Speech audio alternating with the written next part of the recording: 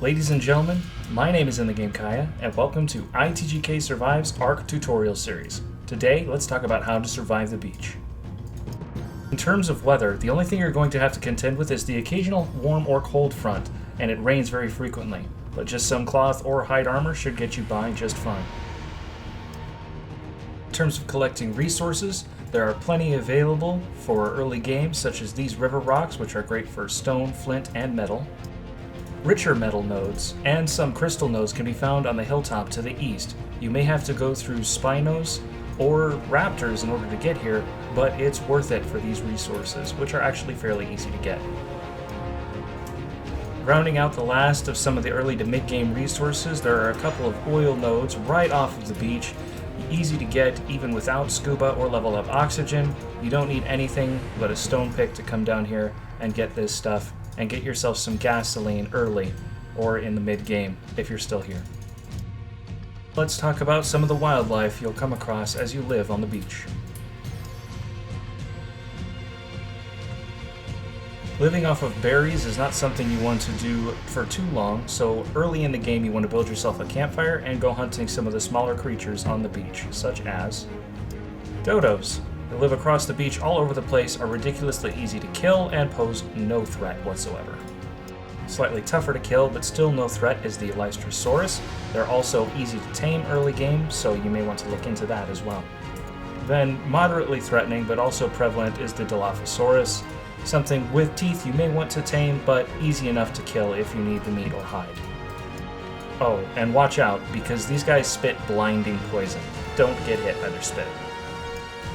Compies are something that I covered just a little bit in one of my last episodes. They're basically zero threat unless they come in a pack where they pose a small threat. A couple of spears would be enough to ward them off, or just go for a swim. They offer very little in terms of meat or hide, but they're not that tough to kill, and they can be found on the beach. Once you've built some bolas and some basic weapons, such as a bow and arrow, you can come after a parasaur. They offer much more meat and hide than many of the other creatures that we've listed so far. However, they are usually faster than an early game player, so you're not going to want to chase after them through the woods or anything, and they will run from you as soon as they're attacked. Bola them first, then take them down. Once you've leveled up a little bit and have some more advanced tools, feel free to take on a Carbonemys. They're slow moving and can be taken out by spears or bow and arrow. I would recommend waiting until you get crossbows, but the keratin from their shells will be necessary if you want to take to the skies. While trying to survive the beach, be careful of these things. Ichthyornis will steal whatever is in your inventory that is edible, and some things that are not. They are extremely irritating, difficult to hit, a little bit buggy. I would just try and stay away from them, although a few well-thrown spears or a couple of bow shots should be able to take them down if you have to get rid of them. By this point, you'll probably have seen one of these, a pteranodon.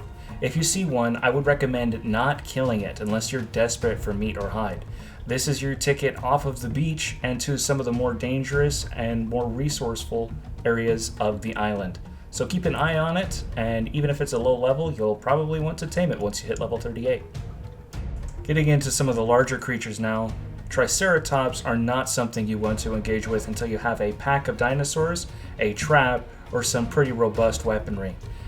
Make sure you do not hit them in their faceplate. They take significantly reduced damage in the face. Try to hit them in the legs or back if you can, and stay out of a straight line from these things. They charge and do some pretty serious damage.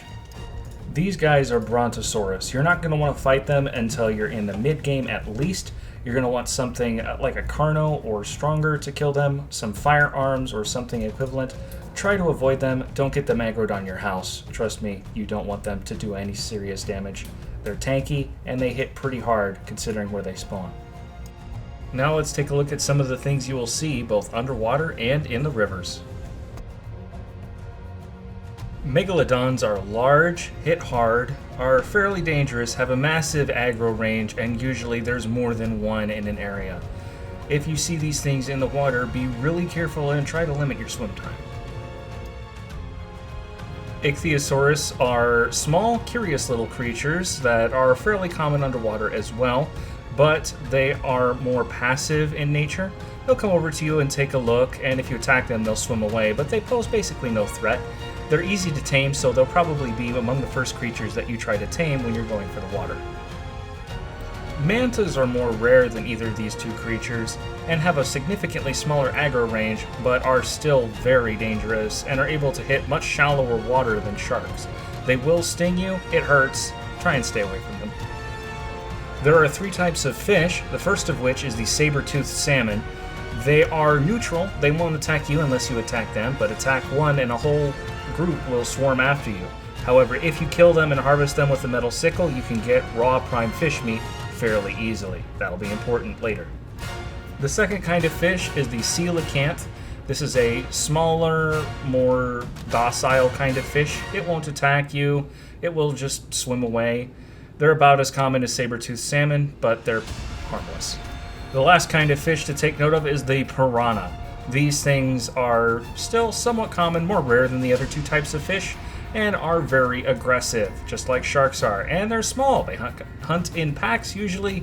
Stay away from these things. They are tanky for their size, difficult to kill, just more annoying than anything. Stay away from them. If you head upstream closer to the swamps, there are 3 semi-aquatic predators to watch out for, the first of which is the Sarcosuchus. This is a crocodile. It's slow moving on the land, so if you're running away from one, make sure you're not in the water. It will try to roll at you and knock you off your mount. They can be easy enough to kill if you can get on a rock above them, so don't be too afraid, as long as you have a height advantage. The most dangerous of the semi-aquatic predators is the Spinosaurus. This thing swims fast, moves well on land, has 2 different stances, and hits like a T-Rex. If you see one, simply run. And the last of this deadly fish-eating trio is the Baryonyx. This thing is kind of like a derpy-looking raptor, but it is even more mobile in the water than it is on land, and it has a stun attack while it's swimming. If one is after you, your only chance of survival is to stay on the land. Do not swim away from this thing. It will kill you. One last threat you'll have to deal with, and it's a little bit more rare than the others that we've mentioned, is the Cnidaria. This glow-in-the-dark jellyfish-looking thing is dangerous if you get close. They are very slow-moving and don't have a large attack range, but if you get hit once, you are dead. It will stun lock you and hit you until you die.